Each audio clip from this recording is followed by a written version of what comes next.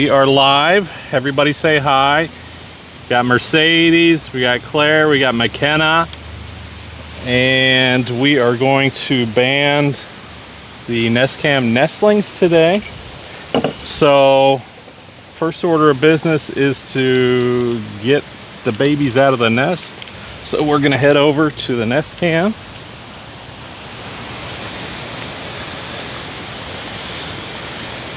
There's beautiful Tom Ridge Environmental Center where our offices are located, and here is our gourd rat.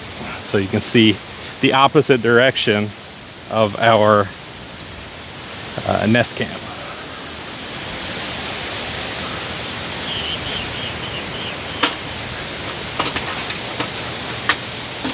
All right, chat, Q&A we can do, but the phone that I'm going to be looking at is over at the table, so it's going to take a minute. So feel free to ask questions, but I won't be able to see an answer for a little bit.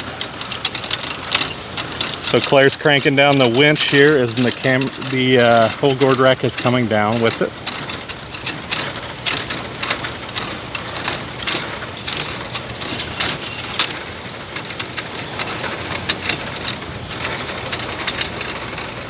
And so here's the external camera.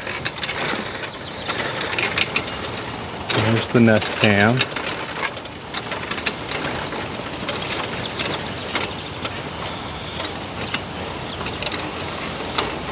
Watch your head with this kind of thing too. All right, that's probably good. All right, Claire, you want to grab this? All right.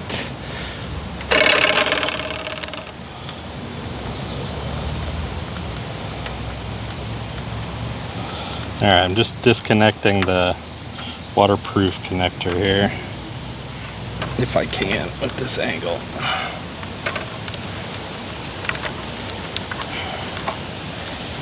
All right, maybe we'll do this side.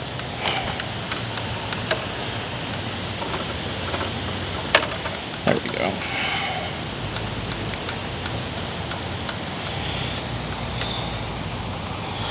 All right. Need something skinny to push the thing. Can I have the keys?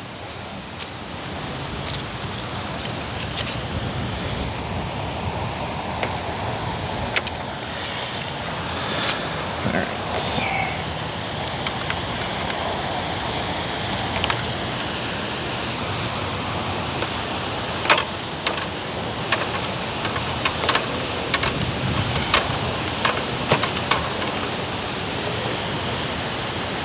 Oh good, it was just dirt on there. I was afraid that we were fogging up, but it's just dust on the lens. Good. All right, so I'll just set this down here. Well, did I put the lens cleaner over there? I left it over there. All right, I'll take this camera with. All right, I'll take this. Thank you, Claire. All right, you guys can go ahead and get the babies out. Put them in the bucket here, and I will take them over to start banding.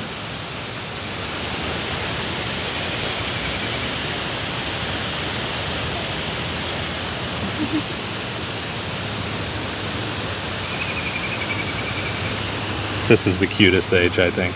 I think they're adorable like this. So we take them out gently and we put them in a bucket with some pine needles in the bottom just so they can get some traction and aren't slipping around.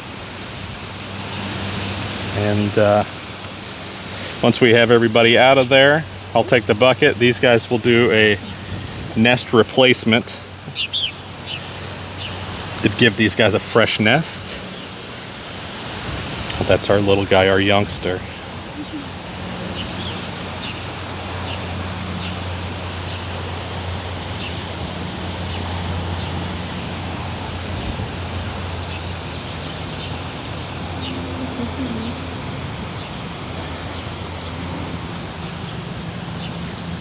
He's got death grip on me.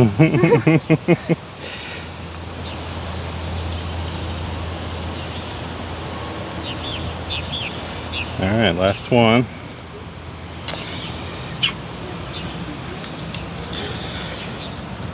All right, we'll go for a walk with them while the ladies do the nest replacement, and I can talk a little bit more about that if people have questions.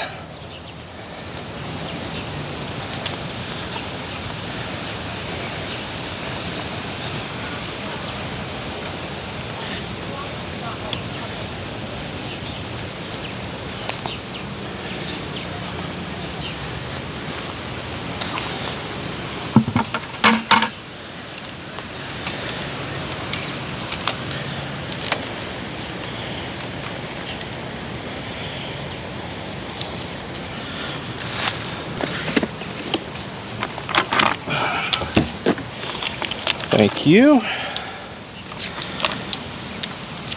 All right, let's see if anybody's in chat. Here, you need to unlock this, please.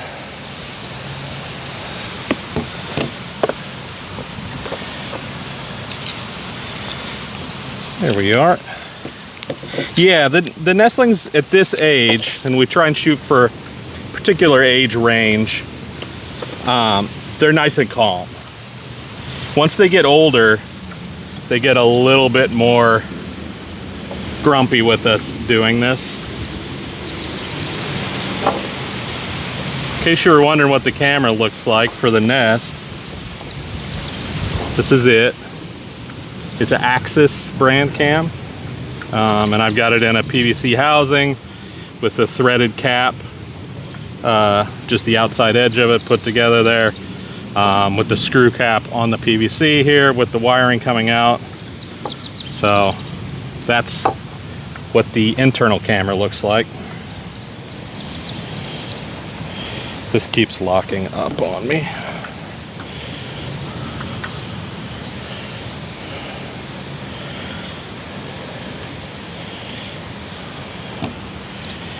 All right. Let's see if we're in frame here.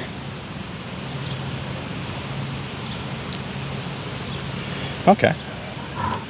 Not bad. All right, Mercedes is opening the bands for me here. I didn't expect to have this kind of service. Yeah, I'll do the last set. That one is open too. All right, so leg bands. Just a little quick on that. They each get 2 leg bands. The silver band is provided by the federal government. Banding is heavily regulated just to make sure that there's a good reason that people are messing with wild birds. So if you're worthy of a banding permit and permissions, you get one of these automatically, and you have to put those on. And then the other band, which is, you know, we've seen coming in and out of the nest, the purple band with the white lettering on it, it's way easier to read. So the pliers are specific to the band size, and there's lots of different band sizes for different species of birds, and they're all made to close it perfectly. And they also have a little pin here to open up the band. They come closed already with a little slice through them so you can open it up.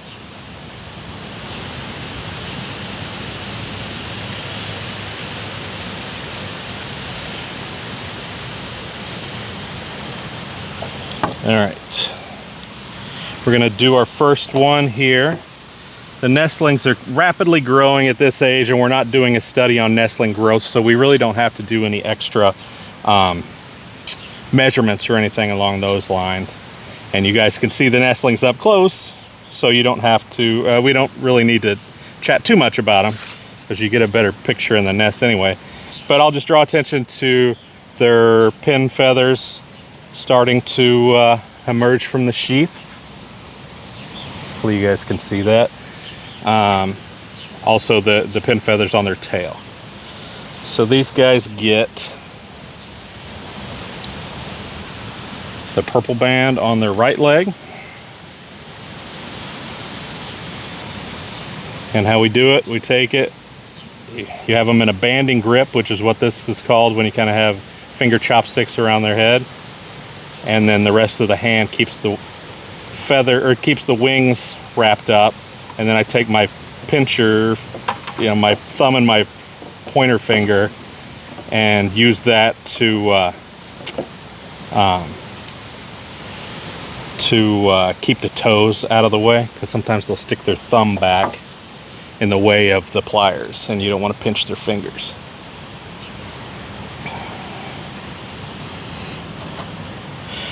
You'll be able to rewind and replay this. We'll put it up as a public video. Hopefully my audio is okay. I got the microphone on my headband here and it's got a little wind muff on it because it's pretty windy today. So yeah, the pliers pretty much close everything perfectly. Sometimes you give it an extra little squeeze, but this guy's done. Usually it's a lot faster than that, but I was talking a lot. There was that one.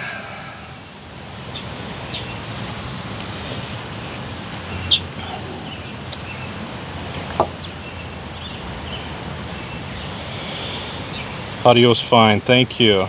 Sounds great, looks great. Excellent. Trying to keep Mercedes' phone from going to sleep.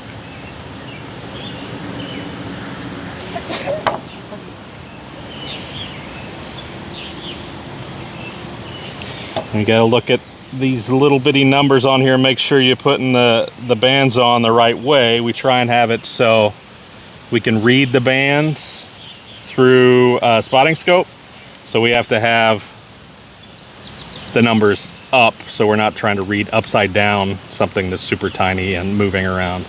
Just makes it a little easier on us. But yeah, we make sure that everything is nice and straight.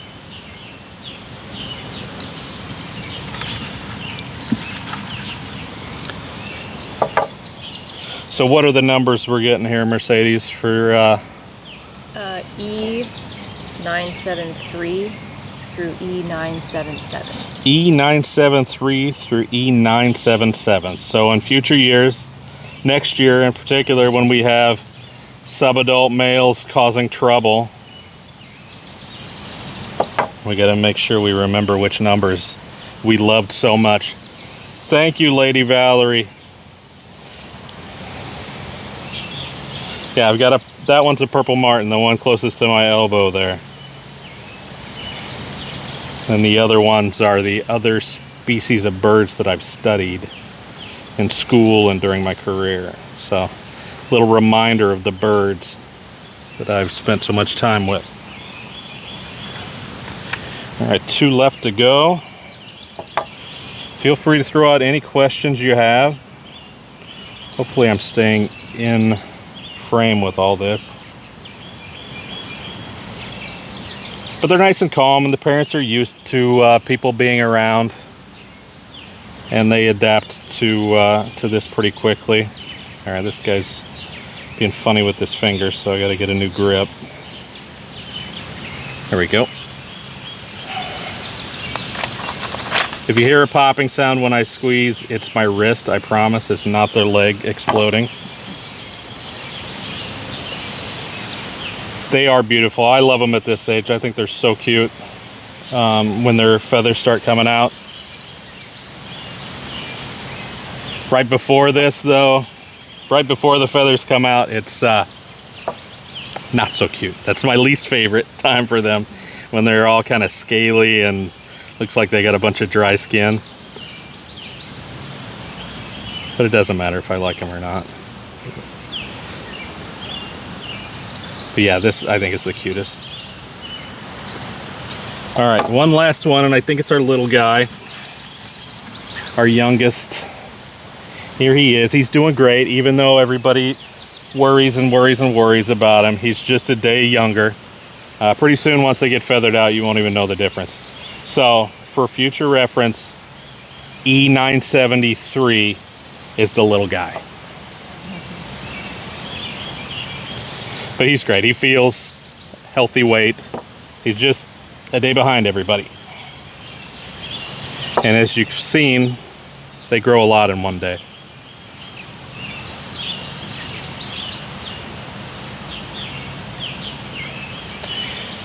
Do I see any mites? Not really. Usually you have them climbing on you. This nest has been pretty clean. Can you tell the difference between juvenile males and females? No, we won't know the difference between males and females until we see them next year. I mean, you could with genetics, or, you know, if they died dissecting them, but yeah, no, just visually you can't tell the difference. There's no size difference or anything like that. Will there be any attempt to ban Uwaja or Su'u? No, not unless the opportunity presents itself to us. We're not going to attempt to catch. But here you go. Here's the little guy. He's doing great. Look at him. Cheesing for the camera.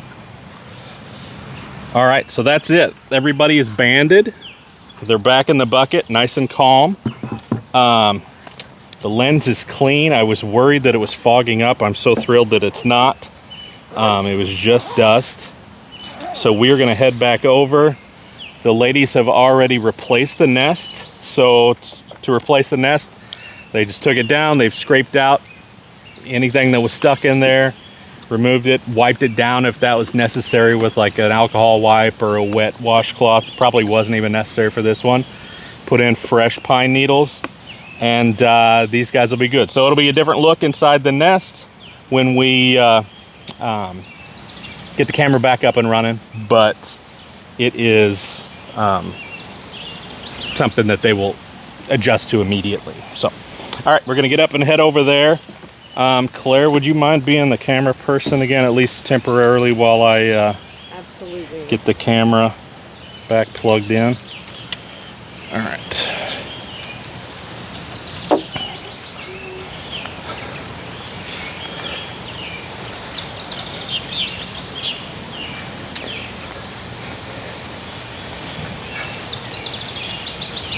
You can see Mom and Dad and some of the sub-adults flying around out here.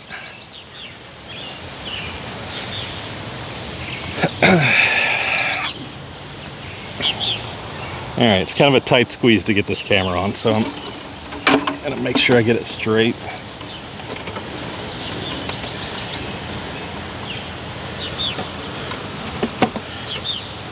Come on.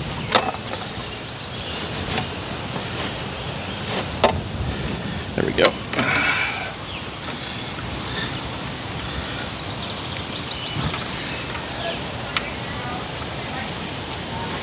All right, you can start putting them back. Well, yeah, go ahead and start putting them back in. See you, little guys.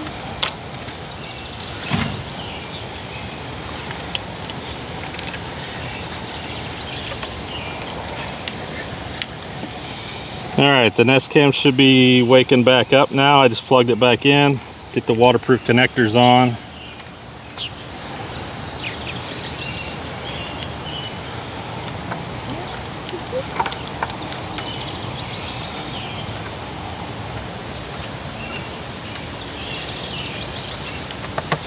That thing sticking out of the cap there is the temperature sensor, the one that we had to replace.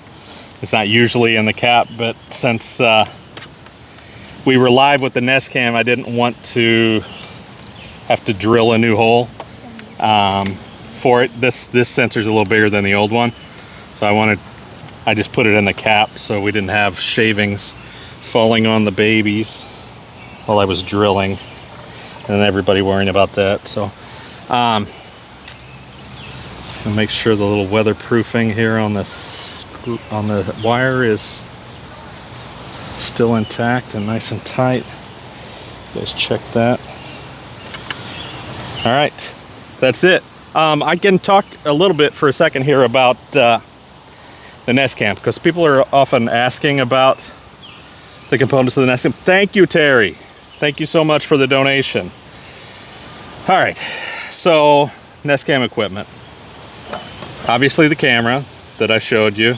This is the temperature sensor that I replaced. Usually it goes in back here. But this one that I got for the replacement is a little too big for that hole, so I just had to stick it through there. Here's our external camera. And you can see how big it is and how this is a little not sturdy enough. So let's see what else. All right, so the wires from both of the cameras and the temperature sensor both go into this gourd right here, which is closed off and sealed up to keep rain out. That has all of our electronics in it. You can see it's kind of a insane nest of wires in there. But that's kind of the hub of how all this works. Inside there is the little box that the temperature sensor speaks to, a network switch, a power distribution to both of the cameras, the sensor, and this little dish up here. This thing is a battery backup in case the power blips, which it often does here. It keeps things up. They don't all have to reboot, because when things reboot, that's when they tend to break for us. And then to get the signal into the building, we use this high power Wi-Fi dish right here, which blasts it all the way in through that window right there, where we have the other side of that dish to retrieve it and send it to our computers that do all the processing and the you know, all the fancy stream stuff. So that's it for the Nestcam. That's all the parts. Yeah, Mercedes. Yeah, questions. Someone asked if other gourds were occupied, which they're not, and are there usually more that are occupied? Yeah, so there are no other occupied gourds, even though we've had all of these birds flying around. Earlier in the season, you can see that one doesn't really have anything in it. But some of these other ones seemed like they were maybe gonna get a nest. See the dried up leaves in there. So they were even actually putting green leaves in the nest, which is usually a good sign that they're gonna nest. But these guys did not do that for whatever reason. So One more question people were asking about the Martin sculptures, the decoys. oh yeah, good question. Martin decoys on the top. So you guys can go ahead and crank up the pole if you want. The decoys up here, we've got 3 of them. Those are to help attract martins, which obviously we still need to attract lots of martins here. Even though there's a lot of single males flying around, there's not that many that are nesting here. But also, as you saw last year or the year before, the decoy can help to distract hawks or other predators that might be trying to come and catch our purple martins. So, Kaylee, if you're in the chat, you can throw a link to that that video where the hawk comes blasting in and tries to grab one of the decoys. So it can slow them down a little bit. Any more questions, Mercedes? Is this the only gourd rack that you're only occupied? No, we have lots of other gourd racks all across the state park here that we're working at, where our offices are. We have 3 other colonies that are basically all at full capacity. So, you know, over 100. How many nests do we have so far this year? We have like 120 some cavities. 120 some cavities, with the majority of those being filled. So probably 110-ish active nests. And that's down a little bit. We actually have one of our poles closed this year because we're doing a temperature study on the different housing types to see which ones perform best in extreme heat and extreme weather. We're doing that with Texas Tech. All right, so they're putting the bracket up there for the predator guard. You always got to have a predator guard on your pole. It is not optional.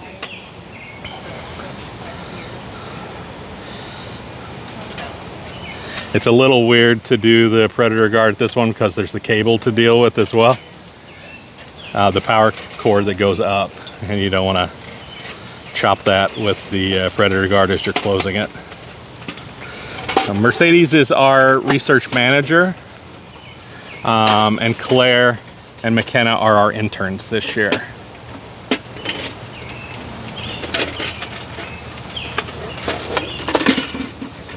There we go, she got it. It's a little weird because the cable tries to move on you while you're doing it. But yeah, you definitely don't want to have the cable coming up around the outside of the pole or the power cord, because that gives the snakes something to climb right by on.